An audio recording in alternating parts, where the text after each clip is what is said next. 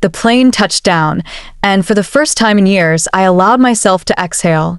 I had finally closed a $2 million deal overseas, a victory I believed marked a turning point in my life. I envisioned stepping inside my house, loosening my tie, and tasting champagne straight from the bottle. Instead, my world stopped. A bold red "sold" sign stood planted in my front yard like a verdict. My key jammed uselessly in the lock. The welcome mat was gone. The curtains had changed. The furniture, mine, purchased through sacrifice, had disappeared.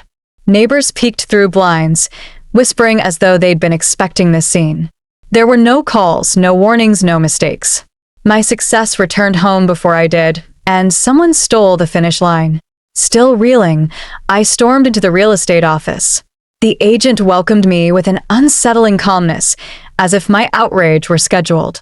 He addressed me by name, slid a folder forward, and invited me to review what you approved. Inside were transfer papers bearing my flawless signature and timestamps aligning with my overseas trip. Here are cited details of my supposed instructions: quick sale, no contingencies, relocation abroad. His composure wasn't ignorance. It was confidence. He behaved like someone who knew I couldn't undo what had been orchestrated. His final remark, "You were very clear about leaving your past behind," felt rehearsed. In that moment, I understood. Someone had rewritten my intentions so precisely the world accepted the lie before I ever heard it. I expected sympathy when I confronted my family. Instead, I found familiarity. They spoke of plans I never shared, my fresh start overseas, and my desire to disconnect from old responsibilities. My sister repeated phrases in my voice, as if quoting me. My mother insisted I talked about leaving everything behind to chase bigger opportunities. My brother congratulated me on the sale, saying it was about time. They described dinners I never attended, messages I never sent, and decisions I never made. Their certainty frightened me more than the forgery. Someone hadn't merely copied my identity. They performed it. The betrayal wasn't their disbelief. It was how eagerly they accepted a version of me that benefited them more than the truth ever had. Determined to regain control, I contacted my bank. My account showed a large withdrawal from a city I had never set foot in. When I disputed it, the representative confidently stated the authorization was confirmed using my voice print. My voice echoed through the speaker, same tone, same inflections, even my nervous laugh. It was eerie hearing myself approve something I didn't know existed. This wasn't a sloppy impersonation. It was engineered. Someone had studied my patterns, my speech, my mannerisms. Every milestone I earned had created a digital shadow someone else now occupied. They didn't just steal money. They stole proof of who I was.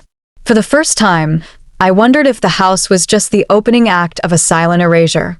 Desperate for clarity, I visited a neighbor who had always been cordial. He greeted me with confusion, claiming we'd spoken 2 days earlier. He described me wearing my favorite jacket, keys in hand, smiling as if I were liberating myself from responsibility. He swore I waved goodbye, cheerful and confident. The problem was simple. I was thousands of miles away when that interaction happened. My doppelganger wasn't a poor imitation. They drove my car, moved like me, responded like me. This wasn't identity theft, it was identity transfer. Someone had rehearsed my existence to the point of substitution. While I negotiated millions across the ocean, someone else negotiated my disappearance right at my doorstep. I demanded the legal paperwork connected to the sale. That's when the clause appeared, tucked between paragraphs. The seller willingly abandons domestic holdings to pursue international ventures, accepting all consequences thereof. It wasn't a sentence. It was a confession written in my name. It transformed my absence into intent and my ambition into reason. Every line supported the illusion that I had discarded stability for opportunity. The contract didn't take my house. It took my story.